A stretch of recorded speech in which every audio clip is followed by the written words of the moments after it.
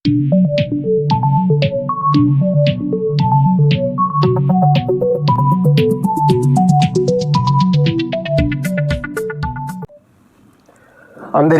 నమస్కారం.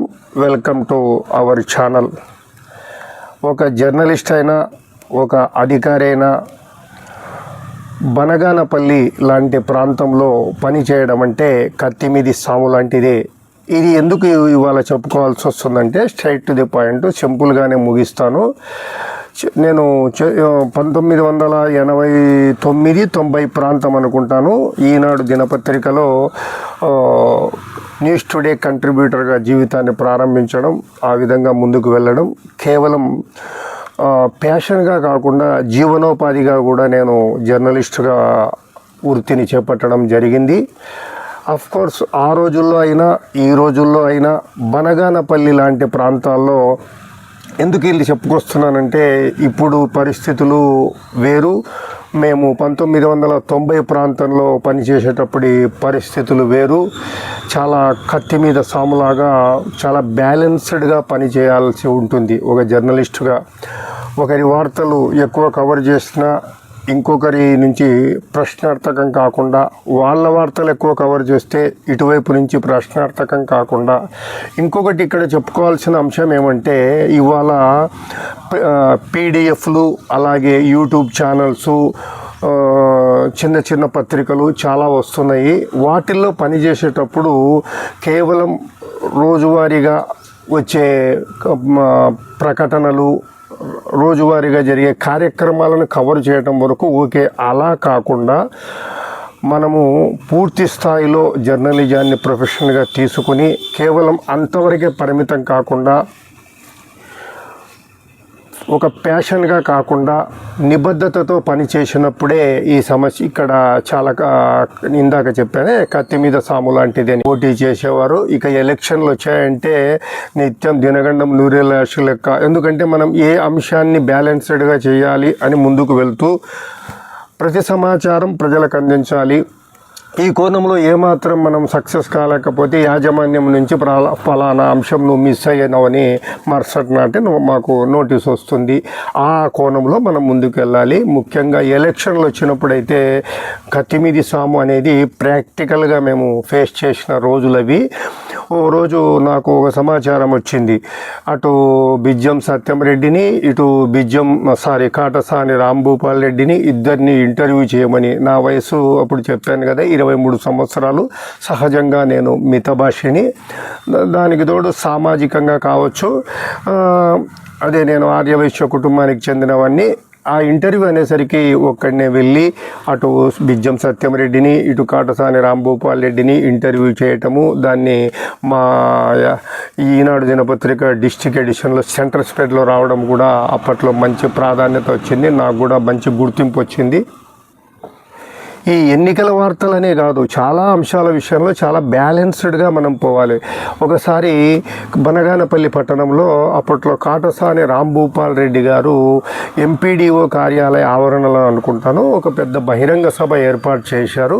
ఆ బహిరంగ సభలో ఒక ప్రముఖ నేతపై ఆయన ఆరోపణ చేయడం జరిగింది. దాన్ని మనము యథావిధిగా మనమేం స్వతహాగా స్టోరీ క్రియేట్ చేయట్లేదు కదా, ఆయన ఆరోపణే కదా అని మనం ప్రకటించాము. అది అవతలి నాయకుడికి ఇబ్బంది పెట్టినట్టుంది. అప్పుడే అనుకున్నట్టుగానే అవతల నాయకుడి నుంచి మనకు ఇంటిమేషన్ రావడం, అన్న పిలుస్తున్నాడు అనడం జరిగింది. కోర్స్ అది అలా యాదృచ్ఛికంగా ఎలా వచ్చిందో అలాగే వెళ్ళిపోయింది. ఇలా ఉంటాయి అన్నమాట పరిస్థితులు. అలాగే అప్పట్లో కేవలము కత్తిమీది సాములాగా ఇబ్బందిగానే కాకుండా కూడా ఒక ఛాలెంజింగ్గా కూడా మేము న్యూస్ కవర్ చేసేవాళ్ళము. అప్పట్లో అనుకుంటే ఎన్నికల ప్రచారాలు వస్తే ఒకసారి కోట్ల విజయభాస్కర్ రెడ్డి గారు బనగానపల్లి అప్పుడు పాణ్యం నియోజకవర్గం ఉండేది, పాణ్యం నియోజకవర్గం నుంచి ఆయన పోటీ చేయడం జరిగింది. ఆయన కేంద్ర మంత్రిగా ఉండేవారు. ఇక్కడికి ఆయన రాష్ట్ర ముఖ్యమంత్రిగా రావడంతో శాసనసభకు ఎన్నిక కావాలి కదా, ఆ నేపథ్యం నేపథ్యంలో ఆయన పాణ్యం నియోజకవర్గం నుంచి పోటీ చేశారు.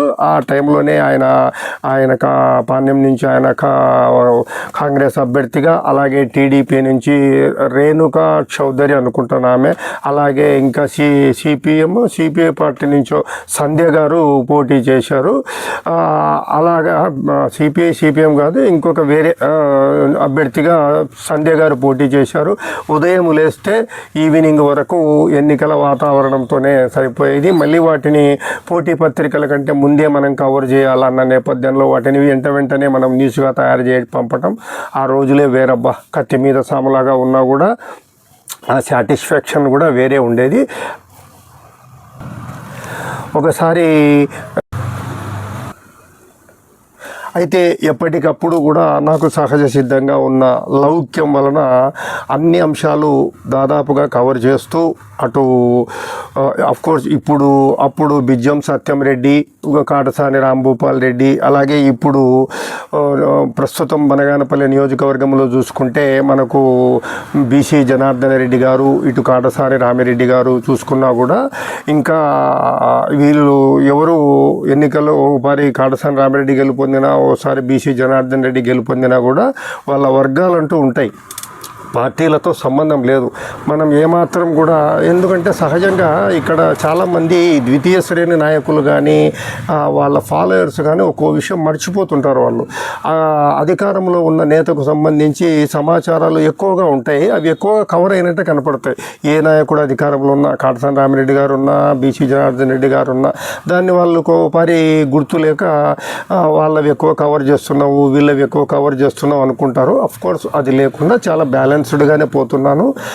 చాలామంది కూడా చెప్తుంటారు, మీరు అన్ని వర్గాలకు సమానంగా ప్రాధాన్యత ఇస్తున్నారన్న, చాలా న్యూట్రల్గా పోతున్నారని. అది కూడా వర్క్ సాటిస్ఫాక్షన్లో అది అగ్రభాగం అని చెప్పుకోవచ్చు.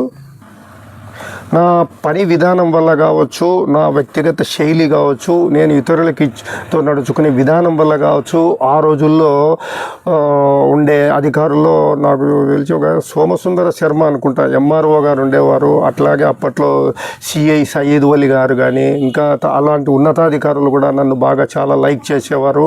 మీరు చాలా బాగా వర్క్ చేస్తారు, ప్రొఫెషనలిజం బాగా ఉంటుంది మీ వర్క్లో అని నేను కవర్ చేసిన వార్తలను వాళ్ళు చదవటం, దానికి సంబంధించి వాళ్ళ అభిప్రాయాలను కూడా నాతో తెలియజేయడం, షేర్ చేసుకునేవారు. ఇవన్నీ కూడా జ్ఞాపకాలు ఒక్కోసారి మనము జీవితంలో వెనక్కి తిరిగి చూసుకున్నప్పుడు మనకు ఒక సాటిస్ఫాక్షన్ ఇస్తాయి.